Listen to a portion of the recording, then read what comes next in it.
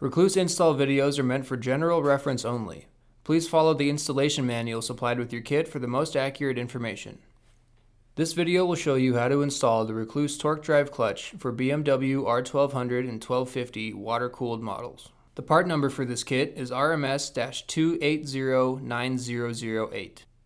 Pause the video here to see a list of tools needed for the job. First, soak the Rekluse friction discs in new oil for at least 5 minutes. Make sure the friction discs are coated on both sides. Place the bike on a suitable lift or use the bike's own center stand. Remove any items blocking the oil drain bolt. Remove the oil drain bolt and drain into a suitable container. Compress the front suspension to obtain adequate access to the top breastplate bolts behind the suspension control arm. This can be done by looping a tie-down strap between the top triple clamp and front brake caliper bracket. Next, use a Torx bit to remove all the breastplate bolts.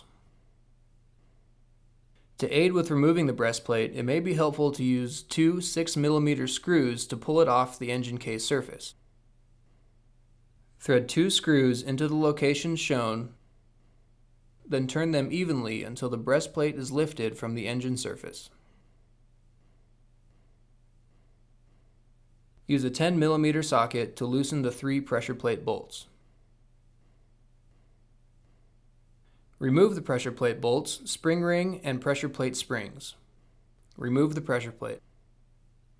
Remove the entire OE clutch pack. It may be helpful to use picks. The judder spring and seat can be left in place. They will be reused.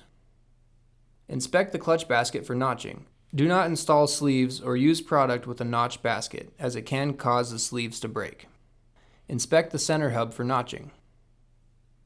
Install all the Rekluse basket sleeves into the basket slots. Make sure the bottom of the sleeve is facing down and the sleeve tabs sit against the inside of the basket. This clutch pack consists of different thickness drive plates and friction discs. It's helpful to separate them out before installing the clutch pack. Verify that the OE judder spring and seat are installed in the clutch basket. To install the clutch pack, start with a 115,000ths of an inch thick friction disc. Next, install the 60,000ths of an inch thick steel drive plate, which is the thickest drive plate in the kit. Next, install a 70,000ths of an inch thin friction disc. Then install a 48,000ths of an inch thin steel drive plate. Continue to alternate thin friction discs and thin steel drive plates for a total of 9 frictions and 9 steel drive plates. Add the last 115,000ths of an inch thick friction disc. The remaining clutch discs will be installed on the pressure plate. First, install the notched lining plate onto the flange of the pressure plate. Make sure the notched side is down towards the pressure plate. Install the last thin friction disc. This disc will have a larger inner diameter than the rest. Install the pressure plate drive plate. Flip the pressure plate assembly back over, then install it onto the clutch pack, taking care to align the friction disc tabs into the basket sleeves with the rest of the clutch pack. Be sure that the friction disc on the pressure plate is installed in the main basket slots with the sleeves. Install the Rekluse pressure plate springs.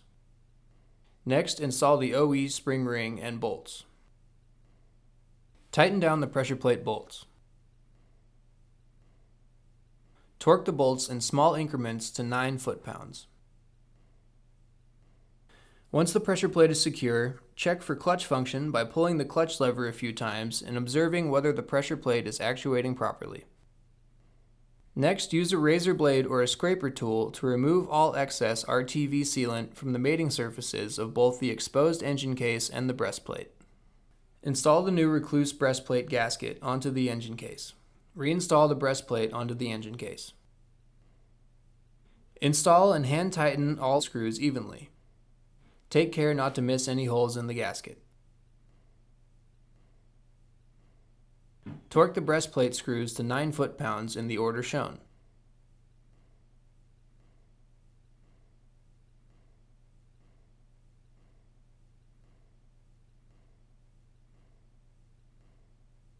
Install the oil drain bolt.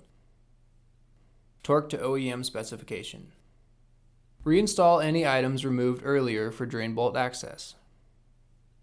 Add the appropriate type and amount of oil per OEM recommendations. Reinstall the oil filler cap.